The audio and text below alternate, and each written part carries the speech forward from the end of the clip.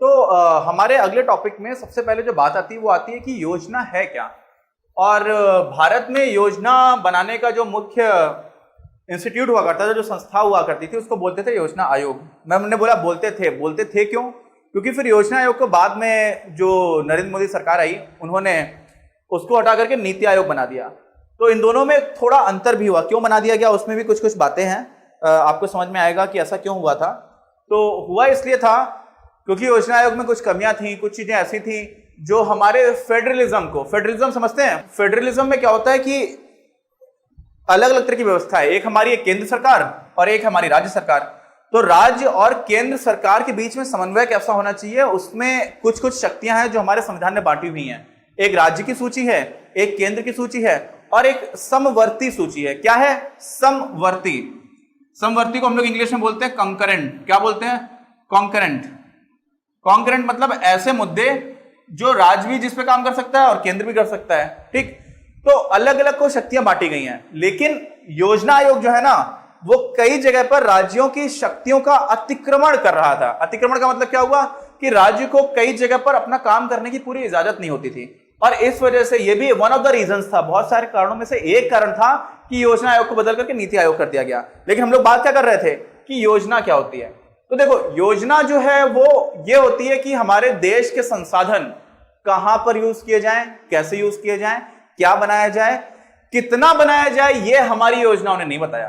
कितना, जो हमारा पूर्व सोवियत संघ हुआ करता था, जिसको हम लोग अब आज रूस बोलते हैं, जब वो एक साथ हुआ करता था, तो वहां पर उन्होंने कितना को भी उत्तर देने की कोशिश की।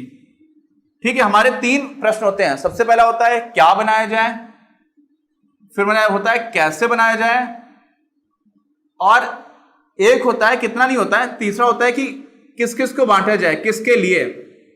ठीक, तो ये 3 तो प्रश्न होते हैं जो हर अर्थव्यवस्था को देने पड़ते हैं। लेकिन साथ में क्या बनाया जाए के साथ साथ उन्होंने कितना बनाया जाए ये भी प्रश्न का उत्तर देने की कोशिश की और बुरी तरह विफल हुए। ये बता पाना कि नहीं आपके देश में सब मिला करके 11 करोड़ 115 मार्कर ही बनेंगे, इतने मार्कर्स ही बनेंगे। तो ये बहुत ज्यादा, किसी चीज की बहुत ज्यादा बहुतायत हो जाती है, किसी चीज की बहुत ज्यादा कमी हो जाती है, क्योंकि मार्केट को आप उतने अच्छे से प्रेडिक्ट नहीं कर सकते। और ये किसने कोशिश की थी? सोवियत संघ, रशिया ने कोशिश की थी। रशिया हम लोग इंग्लिश में बोलते हैं, रूस बोल देते हैं हिंदी में। तो जब उन्होंने ये करने की कोशिश की थी ना, तो बड़ी समस्या आ गई थी, वो विफल हुए थे। तो हमारे लोगों ने क्या किया, हमारे लोगों ने उनसे सीख ली। हमने कितना बनाना है ये नहीं बताया, हमने ब्रॉडर गाइडलाइंस बनाई। ब्रॉडर मतलब क्या होता है कि मोटे मोटे तौर पर ये हमारे लक्ष्य हैं। जैसे हमने बोला कि इस सन तक हमारे देश में सारे गांवों में बिजली पहुंच जानी चाहिए। हमने बताया कि सिंचाई जो है आज भी लगभग इतने क्षेत्रों में नहीं है। आज भी वैसे बहुत दुख की बात है, बहुत बड़ा हमारा एरिया है, 50% के आसपास मान लो मोटे तौर पर। आधी जमीन ऐसी है जहां पर सिंचाई का कोई साधन नहीं है। तो आज भी भारत का जो किसान है वो मानसून के साथ जुआ खेलता है, ऐसा स्टेटमेंट आया करता है। यूपीएससी में तो मुझे नहीं पता, बट बोर्ड एग्जामिनेशंस में ऐसा आया करता है कि भारत का जो किसान है वो मानसून के साथ जुआ खेलता है। क्यों? क्योंकि मानसून जब आएगा तो बारिश होगी, बारिश सही समय पर होगी तो खेती अच्छी होगी, बारिश गलत समय पर हो जाएगी तो खेती नहीं होगी, है ना। तुलसीदास ने लिखा था, का बरसा जब कृषि सुखाने, कि अब जब खेती सूख चुकी है तो फिर बरसने का क्या फायदा, समझे। तो हो क्या रहा है कि कहां कहां जो मोटी मोटी समस्याएं हैं उनको दूर करने के लिए हमें कहां पे संसाधन लगाने चाहिए, वो बताता है कौन? योजना आयोग हमारा बताया करता था। और हमारी योजनाओं में मोटे मोटे तौर पर एकदम प्रिसाइज नहीं बताते थे, क्योंकि वो बताया नहीं जा सकता था। और बहुत सारी चीजें हमने ऐसी भी रखी थी जो हमने योजना के स्कोप से बाहर रखी हुई थी। स्कोप मतलब क्या होता है? दायरा, कि इस चीज का ये दायरा भी है या नहीं है। तो स्कोप से हमने बाहर रखा हुआ था। मतलब बहुत सारी चीजें ऐसी थी जो हमने मार्केट के ऊपर छोड़ रखी थी, बाजार के ऊपर छोड़ रखी, कि ये सारी चीजें बाजार निर्धारित करेगा। कुछ चीजें होती थी जिसको हम लोग योजना में निर्धारित करने की कोशिश करते थे। अब क्या हुआ, योजना जो है हमारी वो बनती थी कितने साल की? 5 साल की। और ये भी हम लोगों ने रूस से ही लिया हुआ था, वहां पर भी 5 साल की योजना बनाते थे। और इसीलिए 5 साल की है, साल को वर्ष भी बोलते हैं, इसलिए इसको नाम देते थे पंचवर्षीय योजना। ठीक, कोई डाउट? कोई भी डाउट नहीं, एकदम आसानी से समझ में आ गया। अब क्या होता है, एक तो योजना बनती थी कि अगले 5 साल में संसाधन कहां खर्च होंगे, और साथ में एक परिप्रेक्ष्यात्मक योजना भी होती थी। क्या होती थी? परिप्रेक्ष्यात्मक, बड़ा ही कठिन शब्द है ना, लेकिन अर्थ बड़ा आसान है। परिप्रेक्ष्यात्मक क्या होता था कि हम लॉन्ग रन में देख रहे हैं, हम बहुत दूर का देख रहे हैं, परिप्रेक्ष्य में देख रहे हैं। विजन हमारा क्या है? विजनरी डॉक्यूमेंट जैसा होता है। विजन मतलब समझते हैं? जैसे हम लोगों का एक विजन है, जो मैं आपको ये सब वीडियोस बना रहा हूं, तो हमारा विजन है कि हम भारत में पढ़ने वाले सभी बच्चों को उनकी भाषाओं में कक्षा 12 तक का कंटेंट अच्छे से फ्री में दे पाए, सारे विषय उनको पढ़ाए जा सके। तो जिसके पास भी इंटरनेट है, एक मोबाइल है, जो आगे आने वाले समय में सारे लोगों के पास धीरे धीरे होता चला जाएगा, तो अगर उनके पास उतना है तो वो पढ़ पाएंगे। ये हमारा विजन है, ये हम एक दिन में नहीं कर पाएंगे, हमें बहुत समय लगेगा, बहुत मेहनत करनी होगी। ऐसे ही हमारा एक परिप्रेक्ष्यात्मक डॉक्यूमेंट बनाया करता था कौन? योजना आयोग। वो होता था 20 साल का, कि 20 साल बाद क्या होगा। हमारे एक बहुत ही महान नेता थे और राष्ट्रपति भी बने, हमारे बहुत महान वैज्ञानिक भी थे, श्री एपीजे अब्दुल कलाम। तो एपीजे अब्दुल कलाम साहब ने भारत का एक विजन देखा था कि 2020 में भारत है वो कैसा हो जाएगा? 2020 का जो भारत होगा वो डेवलप्ड हो जाएगा, विकसित हो जाएगा। और दुर्भाग्य और दुख की बात है कि हम लोग 2020 में ही ये वीडियोस बना रहे हैं और अभी भी विकसित होने से हम बहुत पीछे हैं। हमने बहुत प्रगति की है, लेकिन बहुत ज्यादा आर्थिक विषमता और बहुत तरह की प्रॉब्लम्स, सामाजिक कुरीतियां, जातिवाद, धर्म के आधार पर एक दूसरे से लड़ना, लड़कियों का घर से बाहर निकलने में दिक्कत होना, लैंगिक असमानता, बहुत सारी समस्याएं हैं, बहुत सारे कोण हैं जो हमारे यहाँ पर हैं। सामाजिक भी हैं, आर्थिक विषमता भी है, गरीबी भी बहुत ज्यादा अभी भी है, लेकिन हम लोगों ने निश्चित रूप से बहुत प्रगति की है। तो वो जो विजन था वो एपीजे अब्दुल कलाम साहब का विजन था कि 2020 के भारत को हम विकसित बना देंगे। ठीक ऐसे ही हमारा जो विजन है, मैंने आपको बताया, ऐसे ही हर पंचवर्षीय योजना का भी एक विजन हुआ करता था। क्या हुआ करता था? विजन हुआ करता था। उसको हम लोग क्या बोलते हैं? परिप्रेक्ष्यात्मक योजना होती थी। तो वो ये होती थी कि अगले 20 साल में हम क्या क्या कर लेंगे। ठीक, तो ये हमें समझ में आ गया कि योजना क्या होती है, योजना आयोग क्या क्या करता था। तो एक तो 5 साल का डॉक्यूमेंट होता था और एक 20 साल का होता था, जिसमें हम लोग परिप्रेक्ष्यात्मक विजन की बात करते थे, विजन की बात करते थे। अच्छा, अब इसको हटा करके हम लोग ले आए नीति आयोग। तो नीति आयोग क्यों लाए, मैंने आपको थोड़ा सा संक्षेप में बताया। तो नीति आयोग भी ऐसा कुछ करता है क्या? ये भी ऐसा कुछ करता है। तो एक तो इनका होता है एक्शन एजेंडा। मुझे हिंदी में इनके नाम एग्जैक्टली याद नहीं, मैं आपको दे दूंगा, टेंशन मत लीजिए, आपकी स्क्रीन पर दिख जाएंगे, मुझे अभी याद नहीं है। तो योजना आयोग के पास एक होता है क्या? एक्शन एजेंडा, कि हमें कौन कौन सा काम करना है एकदम अभी का अभी, है ना। अभी का भी मतलब हो जाता है 3 साल। देखो, किसी देश के लिए 3 साल बहुत बड़ी उम्र नहीं है। हमारे जीवन में 3 साल बड़ा चीज हो सकती है, लेकिन किसी देश में कोई सकारात्मक या कोई भी ऑब्जर्वेबल चेंज लाने के लिए, ऐसा परिवर्तन जिसको आप देख पाओ, उसको लाने के लिए हमें 3 साल तक का समय लग सकता है। तो वहां पर हम कुछ ऐसा काम करने की कोशिश करते हैं, 1 साल में कुछ नहीं होता वहां पर भी। तो एक्शन एजेंडा जो हमारा होता है वो 3 साल का होता है कि हम ये काम करेंगे। दूसरा हमारा होता है एक स्ट्रैटेजी डॉक्यूमेंट। क्या होता है? स्ट्रैटेजी पेपर बोलते हैं उसको। वैसे तो स्ट्रैटेजी समझते हैं, रणनीति को भी स्ट्रैटेजी बोलते हैं। मतलब जो भी आप एक तरह से, थोड़ा अंतर है कि हम स्ट्रैटेजी क्या कर रहे हैं। जैसे युद्ध में होता है ना, लड़ाई हो रही है, तो हमारी स्ट्रैटेजी क्या है। तो रणनीति को भी बोल सकते हैं, एक तरह की नीति ही है। यहां पर आर्थिक नीति को बनाने की बात है, तो स्ट्रैटेजी पेपर बोलते हैं हम। ये हम बनाते हैं कितने समय का? 7 वर्ष का। कितने का? 7 वर्ष का। तो जैसे यहां पर एक 5 साल का था, एक 20 साल का था, तो यहां पर तो 3 साल का और 7 साल का है। लेकिन एक और है यहां पर भी एक आता है विजन डॉक्यूमेंट। क्या आता है? Vision document. और वो भी होता है हमारा 15 साल का।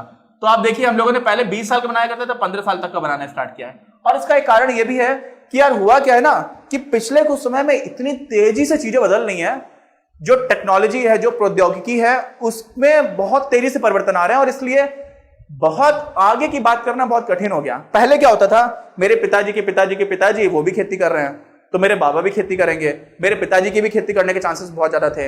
लेकिन आज जो मेरी उम्र के लोग हैं, मेरे भाई बहन, हो सकता है इतने अलग अलग काम करें जो मेरे बाबा के बाबा ने सोचे ही नहीं होंगे कि ये काम भी हो सकते थे। आज क्या है, मैं यूट्यूब वीडियो बना रहा हूं, उन्होंने सोचा होगा कि मैं यूट्यूब पर भी पढ़ाऊंगा, सोचिए। या ऐसे पढ़ाया जा सकता है, या इस तरह से एक इंसान कई लोगों को पढ़ाने का कुछ काम कर सकता है, सोचा ही नहीं था। तो अभी बहुत सारी चीजें हैं जो बदलती जा रही है बहुत तेजी से, इसलिए बहुत आगे का सोच पाना बहुत कठिन होता जा रहा है। और इस वजह से हम लोग 15 साल तक का विजन डॉक्यूमेंट बनाते हैं। अच्छा, ये तो हमारा बेसिक हो गया। अब एक चीज और जो थी यार योजना में, सीधी सी बात है, हम लोग की कुछ 12 पंचवर्षीय योजनाएं रही, जिसमें 12वीं वाले के समय पर ही नीति आयोग बनना स्टार्ट हो गया था। तो वो चीजें थोड़ी सी, जो पुरानी योजना के हिसाब से जो एम्स थे, जो पर्पजेस थे, जो गोल्स थे, गोल्स मतलब लक्ष्य थे, वो थोड़े थोड़े बदलते चले गए। और इसमें एक चीज और आती है यार, वो ये होती है कि हर योजना में हर चीज को तो महत्व नहीं दिया जा सकता।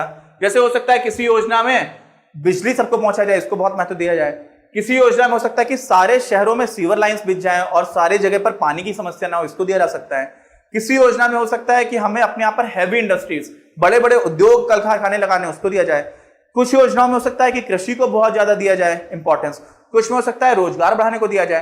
तो अलग अलग हो सकता है। और एक और बात समझिए कि इसमें से कई बार ऐसा होता है ना यार कि जो भी हमारे लक्ष्य हैं वो आपस में एक दूसरे के विरोधाभासी होते हैं। विरोधाभासी मतलब आप योजना में ये ऐसे आते हैं, एक चीज इधर खींचना चाह रहे हो और साथ में इधर भी खींचना चाह रहे हो। तो कभी कभी ऐसा भी हो जाता है। कैसे हो जाता है? जैसे मान लीजिए कि हमारे देश में हमें टेक्नोलॉजी बहुत अच्छे से इंप्रूव करनी है, क्योंकि हम देख रहे हैं कि जो जो देश है जहां पर टेक्नोलॉजी बहुत अच्छी है ना, वो देश बहुत तेजी से प्रगति करते चले गए। तो हमें वो लग रहा है कि यार हमें आईआईटीज और बनानी चाहिए, हमें अच्छे अच्छे इंस्टीट्यूट्स और खोलने चाहिए, हमें प्रोफेसर्स और लेकर के आने चाहिए, हमें टेक्नोलॉजी में और इन्वेस्टमेंट करना चाहिए, तो उसमें या साइंस में और इन्वेस्टमेंट करना चाहिए। जब हमें ऐसा लगने लग जाए तो उस समय पर क्या होता है ना, उसका एक खतरा यह भी बनता है कि बहुत सारे लोग बेरोजगार भी हो सकते हैं, क्योंकि आप टेक्नोलॉजी लेकर के आ गए। अब वो टेक्नोलॉजी जो लेकर के आए वो बहुत सारे लोगों का काम कर दे रही है। पहले राजा महाराजा हुआ करते थे तो ऐसे ऐसे उनका पंखा हिलाया जाता था, है ना। आपने देखा होगा अपने पुराने जो धारावाहिक आते थे उनमें ऐसे ऐसे करके दो महिलाएं पीछे खड़ी हो जाती थी और राजा के ऐसे ऐसे करके पंखे से हवा करती थी। पता नहीं कितनी हवा लगती होगी, मुझे तो समझ में नहीं आया उससे, लेकिन आज एक पंखा है वो कितने लोगों के लिए ठंडा कर देता है। या एक बहुत बड़ा कूलर है, कानपुर में एक मंदिर है जेके टेम्पल, और वहां पे बहुत बड़ा कूलर है, बहुत बड़ा कूलर, तो बहुत बड़ा हॉल है, वो पूरा हॉल का हॉल ठंडा हो जाता है एक ही कूलर से। तो सोचिए कि कितने सारे लोग मिलकर के वो काम नहीं कर सकते थे, है ना। और ज्यादा लोगों को एक ही कमरे में अगर आप इकट्ठा कर दोगे तो वो सारे लोग कार्बन डाइऑक्साइड निकालते हैं, और कार्बन डाइऑक्साइड एक गर्म गैस होती है। तो हो सकता है ज्यादा लोगों को आप कमरे में कर दो तो गर्मी और ज्यादा बढ़ जाए, है ना। तो हुआ क्या कि एक टेक्नोलॉजी ने बहुत सारे लोगों को एक काम से हटा दिया, तो बेरोजगारी बढ़ने लग जा सकती है, हो सकता है बढ़ जाए। और अगर आप प्रौद्योगिकी को बढ़ा रहे हो और साथ में आपका लक्ष्य है कि हम बेरोजगारी को कम करें, तो फिर विरोधाभास बनने लग जाता है। और इसी वजह से योजना बनाना आसान काम नहीं है। हमारे एक मोंटेक अहलूवालिया नाम के एक इकोनॉमिस्ट भी थे, वो जब मनमोहन सिंह जी थे तो उस समय पर योजना आयोग के वाइस चेयरमैन हुआ करते थे। देखिए योजना आयोग में एक और चीज है कि बाय डिफॉल्ट मतलब हमेशा ही जो उसका चेयरमैन है वो हमारे प्रधानमंत्री होते हैं। कौन होते हैं? प्रधानमंत्री। अब नीति आयोग के भी जो चेयरमैन है वो प्रधानमंत्री होते हैं, और प्रधानमंत्री के पास तो बहुत सारे काम होते हैं, राजनीतिक काम भी होते हैं, पार्टी में इधर उधर जाकर के प्रचार भी करना होता है हर चुनाव में, और साथ में विदेश भी जाना है। बहुत सारे ऐसे काम हैं जो प्रधानमंत्री को करना ही पड़ते हैं।